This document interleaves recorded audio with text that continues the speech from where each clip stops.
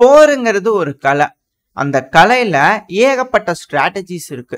ஸ்ட்ராட்டஜிஸை எந்த அளவுக்கு ஸ்ட்ராங்கா நம்ம வகுக்கிறோமோ அந்த அளவுக்கு வெற்றி நம்மளுக்கு அதிகமா இருக்கு. ஸோ இப்போ அது போல தான் இப்போ அமெரிக்கா வந்து பார்த்தீங்கன்னா தாங்கிட்ட இருக்கக்கூடிய அணு ஆயுதங்களை தன்னோட நட்பு நாடுகள் குறிப்பா ஜப்பான் அப்புறம் சவுத் கொரியா இந்த பகுதிகளை டிப்ளாய் பண்ணுவோம் அப்படிங்கிறதோட சொல்லிக்கிறாங்க. இதை வந்து எஸ்கலேஷன் டாமினன்ஸ் அப்படிங்கிறது போல சொல்லுவாங்க. எஸ்கலேஷன் டாமினன்ஸ்னா என்ன அப்படிங்கிறதோட உங்களுக்கு ஒரு கேள்வி வந்திருக்கும், பலருக்கு தெரிஞ்சிருக்கும், தெரியாத நபர்களுக்காக சின்ன ஒரு இது. அதாவது நம்ம ஒரு விஷயம் செய்யறோம் அப்படின்னா அதை பார்த்து எதிரி வந்து பயப்பட்டுறணும்.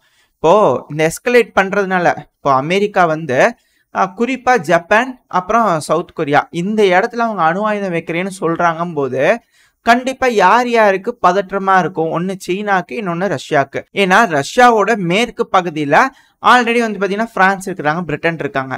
இப்ப ரஷ்யாவோட கிழக்கு பகுதியில அமெரிக்கா அலாஸ்கா இருக்காங்க. பட் ஆனாலும் ரொம்ப நெருக்கமா கொண்டு போய் ரொம்ப பக்கத்துல ரஷ்யாவுக்கு ரொம்ப நெருக்கமா இருக்கக்கூடிய ஜப்பான்ல கொண்டு போய் வச்சாங்க அப்படின்னா கண்டிப்பா ரஷ்யாவுக்கு அது ஒரு பயமா தான் இருக்கும். ரெண்டாவது சீனாக்கும் அது பயமா தான் இருக்கும்.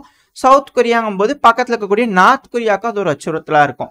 ஏன்னா இந்த இடத்துல வந்து டாக் டீம் பார்ட்னர்ஷிப் மாதிரி இருக்கு. இந்த சீனா வந்து டியூவல் யூஸ் பர்பஸ்ன்னு சொல்லி ரஷ்யாவுக்கு உதவுவாங்களாமா. நார்த் கொரியா வந்து கண்டெய்னர் 1000 கண்டெய்னர் 5000 கண்டெய்னர்னு ஆயுதங்கள் அனுப்புவாங்களாமா. எல்லாம் பார்த்துட்டு நாங்க என்ன சும்மா இருப்போமா? அதுதான் எஸ்கலேஷன். வைங்க, சவுத் கொரியாவில் கொண்டு போய் அணு ஆயுதம் வைங்க, ஜப்பான்ல கொண்டு போய் அணு ஆயுதம் வைங்க அப்படிங்கிறது போல ஒரு டாமினண்டான ஒரு எஸ்கலேஷனை வந்து அமெரிக்கா தரப்பு வந்து வச்சிருக்காங்க. இந்த செய்தி பார்க்கும்போது அப்படிதான் இருக்கும். சில மிலிட்டரி அனலிஸ்ட்லாம் இருப்பாங்க இல்லையா, அவங்களாம் சிலர் வந்து அப்படின்னு சிரிச்சுக்கலாம். சிலர் வந்து என்னப்பா இதுக்கெல்லாம் வந்து இதெல்லாம் தூக்கிட்டு வரணுமா, உக்ரைனுக்காக இந்த அளவுக்கு வருவீங்களா அப்படிங்கிறது போல ஒரு கேள்விகள் வருது. இப்போ ஏன் வந்து இந்த அளவுக்கு எஸ்கலேட் பண்றாங்கன்னா அமெரிக்காவோட ஃபேஸ் ரொம்ப டவுன் ஆயிடுச்சு.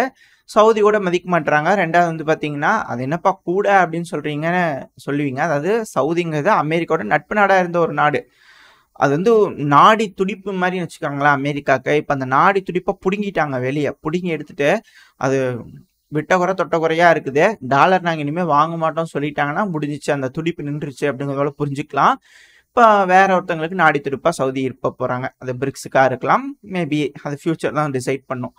இப்போ இது போல ஒரு எஸ்கலேஷன் வைக்கிறதுனால பல நாடுகளும் பயப்படுவாங்க. அமெரிக்காவோட மேல இருக்கக்கூடிய அந்த பின்பம் இருக்கும்ல, அவங்க தான் சூப்பர் பவர்னு, அது திரும்பவும் ரீஸ்டோர் ஆகும். ஏன்னா இந்த இடத்துல வந்து பாத்தீங்கன்னா பைடன் அவர்கள் பார்ட்டிசிபேட் பண்ணல இந்த சுவிட்சர்லாந்து பீஸ் கான்ஃபரன்ஸ்ல. அந்த மீட்டிங் ஸ்டார்ட் ஆன கொஞ்ச நேரத்திலேயே அமெரிக்காவோட வைஸ் பிரசிடென்டான கமலா ஹாரிஸ் அவர்கள் எந்திரிச்சு வெளியே போயிட்டாங்க. ஒலாஃப் ஸ்கோல்ஸ் அவர்கள் எந்திரிச்சு வெளியே போயிட்டாங்க. ஜப்பானோட ஃபுகிமோ கிஷிடா அவர்கள் எந்திரிச்சு போயிட்டாங்க. மேக்ரோன் அவர்கள் எந்திரிச்சு போயிட்டாங்க, பிரான்ஸோட அதிபர். ஸோ அவங்களாம் எந்திரிச்சு போறதுலேருந்து ஒரு விஷயம் நம்மளால தெரிஞ்சுக்க முடியுது, அவங்களுக்கு ஏதுவான ரிசல்ட்ஸ், அவங்களுக்கு தலைகுனிவான விஷயங்கள் அங்கே இருக்கு. அவங்களால டாமினண்டா ரஷ்யா கிட்ட பேச்சுவார்த்தையில உட்கார முடியல அப்படிங்கிறது தெரியுது. அதனால சில கண்டிஷன்ஸ் வச்சிருக்காங்க. இப்போ அதுக்கு கூட ஒத்துக்கல ரஷ்யா அப்படிங்கும்போது மிகப்பெரிய தலைகுனிவா இருக்கும். இப்போ அதை வந்து ரீஸ்டோர் பண்ணோம். அதுக்காக இப்படி ஒரு எஸ்கலேஷன் டாமினன்ஸ். ரஷ்யா, நான் எந்த எல்லைக்கு வேணாலும் போவேன், சொல்றதை கேட்டு நடந்துக்கோ, bringing Russia to its knees அப்படிங்கிறது தான் இப்போ இருக்கக்கூடிய ஸ்ட்ராட்டஜி. ஏன் வந்து சில அனலிஸ்ட் வந்து சிரிப்பாங்க, மிலிட்ரி அனலிஸ்ட்லாம் அப்படிங்கிறது போல இருக்கும் இல்லையா, உங்களுக்கு ஒரு கேள்வி வந்திருக்கும். இப்போ அதுக்கான பதில் வரும். அதாவது ஒன்று வந்து அமெரிக்கா வந்து என்ன நினைச்சு செய்யறாங்க, அவங்களோட மேல இருக்கக்கூடிய பின்பம் வந்து திரும்பவும் ரீஸ்டோர் ஆகும். ரெண்டாவது ரஷ்யாவை வழிக்கு கொண்டு வர வைக்க முடியும் அப்படிங்கிறதுக்காக அமெரிக்கா இது போல ஒரு எஸ்கலேஷன் டாமினன்ஸா செஞ்சிருக்காங்க. ஆனா சில அனலிஸ்ட் தரப்புல இருந்து என்ன சொல்ல வராங்கன்னா, அமெரிக்கா அவங்க மேல இருக்கக்கூடிய நட்பெயர்களையும் சேர்ந்து இழக்கிறாங்க. அவங்க மேல இருக்கக்கூடிய பயம் அதிகரிக்கலாம், ஆனா அவங்க மேல இருக்கக்கூடிய நட்பெயர்னு ஒண்ணு இருக்கு இல்லையா, அது வந்து அதில் பாதாளத்துக்கு போயிட்டு இருக்கு. ஏன்னா உலகத்தில் இருக்கக்கூடிய பல நாடுகளுக்கும் இது அச்சுறுத்தலான ஒரு விஷயமா இருக்கும்.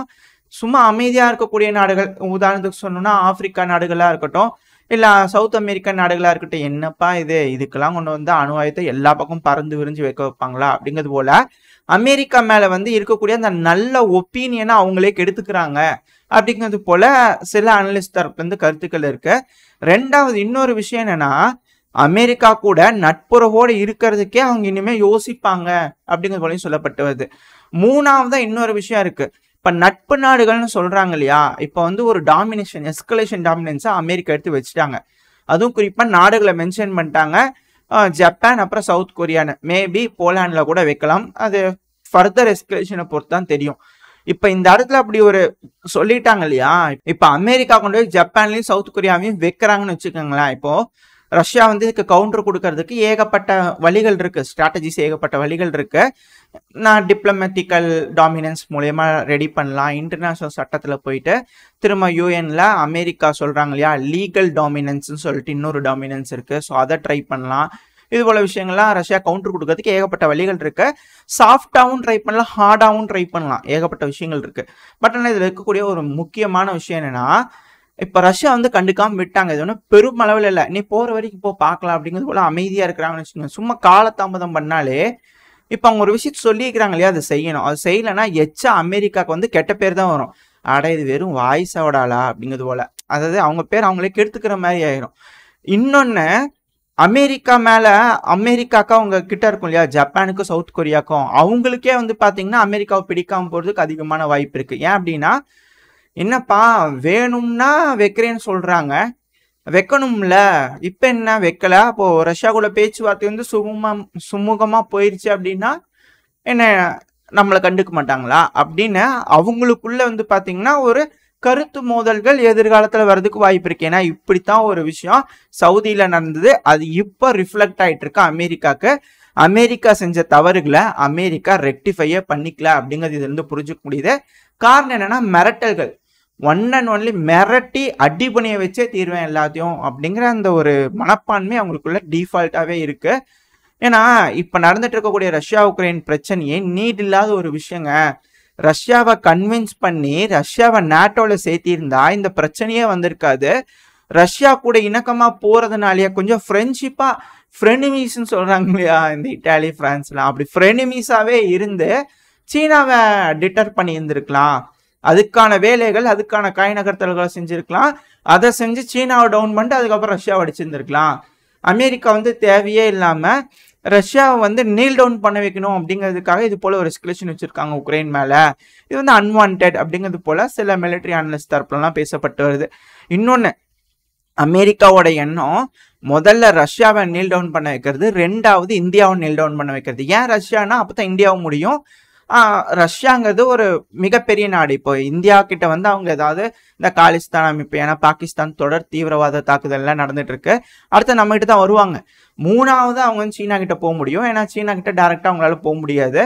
ஸோ மேலே இருக்கிற ரஷ்யாவை அவங்க வந்து அவங்க வழிக்கு கொண்டு வர வச்சுட்டு, இந்தியாவை அவங்க வழிக்கு கொண்டு வர வச்சுட்டு, அதுக்கப்புறம் ரஷ்யா இந்தியாவை வச்சு சீனாவை டிட்டர் பண்ணுறது தான் அமெரிக்காவோட பிளானாக இருக்கும். ஸோ அவங்களோட கைப்படாமல் ஆளுங்களை வச்சு செஞ்சிடலாம் சீனாவை அப்படிங்கிற ஒரு எண்ணத்துக்காக இப்படி செஞ்சுட்டாங்க அப்படிங்கிற சொல்லப்பட்டு வருது.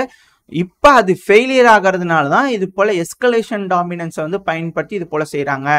இதே எஸ்கலேஷன் டாமினன்ஸ் வேறு யாராவது பண்ணியிருக்காங்கன்னா பண்ணியிருக்காங்க. நம்ம இஸ்ரேல் காசா வாரில் பார்த்தீங்கன்னாலே தெரியும், இஸ்ரேல் செய்கிறது எல்லாமே எஸ்கலேஷன் டாமினன்ஸ் தான்.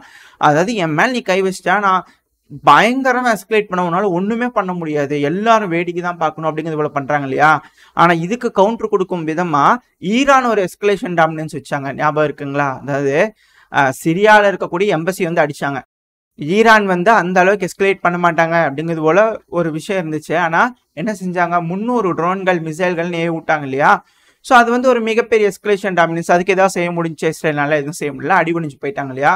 ஸோ அதே போல தான் இப்போ அமெரிக்கா செஞ்சிருக்கிறது மேபி அது அவங்களுக்கு நல்லதாகவும் போகலாம், இல்லை கெட்டதாகவும் போகிறதுக்கு அதிகமான வாய்ப்புகள் இருக்கு. இதை டிட்டர் பண்ணுறதுக்கு ரஷ்யா என்ன மாதிரியான எஸ்கலேஷன் டாமினன்ஸ் வைக்கலாம் அப்படிங்கிறது போல கேள்விகள் வருது இல்லையா. இதுக்கு ரஷ்யாவோட நட்பு நாடுகளுக்கு ஒரு விஷயம் சொல்லலாம். அமெரிக்கா இது போல பல நாடுகளையும் அணு ஆயுதம் வைக்கிறாங்க அப்படின்னா, எங்கள் கிட்ட இருக்கக்கூடிய அணு ஆயுத டெக்னாலஜியை உங்களுக்கு நான் ஷேர் பண்ணிடுறேன், நான் ஏன் உங்களதெல்லாம் கண்ட்ரோல் பண்ணிட்டு நீங்களே கண்ட்ரோல் பண்ணிக்கோங்க, உங்கள் நாட்டில் நீங்கள் அணு ஆயுதம் தயாரிச்சுக்கங்க, டெக்னாலஜி டிரான்ஸ்ஃபர் பண்ணிடுறேன். அதுவும் அமெரிக்காவோட நட்பு நாடுகள், உதாரணத்துக்கு போலான்னு வச்சுக்கோங்களேன்.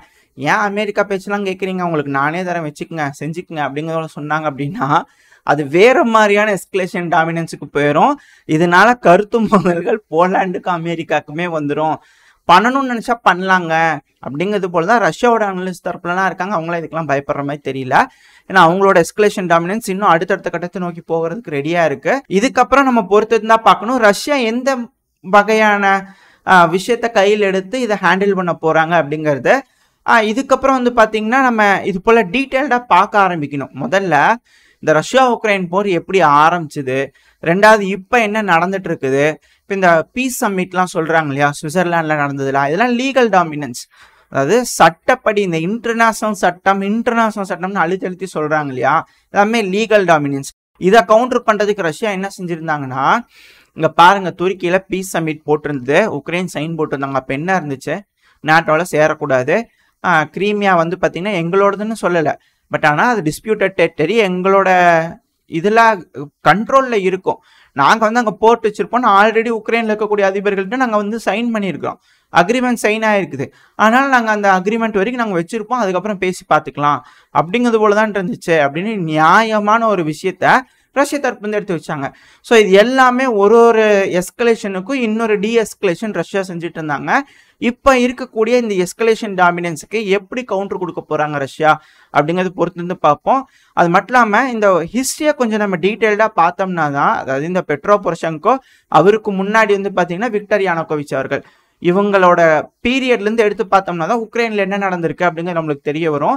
ஸோ அந்த டைம்லேருந்து இப்போ வரைக்கும் என்ன நடந்துட்டு இருக்கு, ஒரு விஷயத்துக்கு பின்னாடி என்னென்ன இருக்குது அப்படிங்கிறது நம்ம டீட்டெயில்டாக பார்க்கும்போது எக்ஸாக்டான ஒரு பிக்சர் நம்மளுக்கு கிடைக்க ஆரம்பிச்சிடும். ஸோ இதுக்கப்புறம் லைனாக தொடர்ந்து அந்த பதிவுகள் நம்ம பார்க்க ஆரம்பிப்போம். ஏன்னா செய்திகள்லாம் நிறைய வருது இதுக்கு மேலே, இது எஸ்கலேட் ஆகுமா ஆகாதா, இது கோல்டு வாரா, இது உண்மையாலுமே ஹாட் வாரா, மக்கள் மத்தியில் ஒரு பயத்தை ஏற்படுத்துறதுக்காக சைக்காலஜிக்கல் டாமினன்ஸை காட்டுறதுக்காக இது போல சொல்கிறாங்களா அப்படிங்கிற ஏகப்பட்ட விஷயங்கள்லாம் இருக்குது இல்லையா.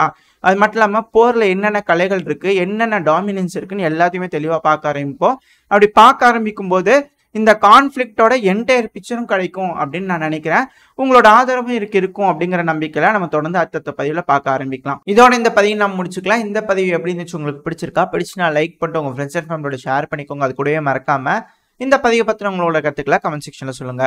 இந்த பதிவு நல்லா இருக்குன்ற நம்பிக்கையில் அடுத்த பதிவில் உங்களை சந்திக்கிறேன். அது வரைக்கும் ஸ்டே சேஃப். பை.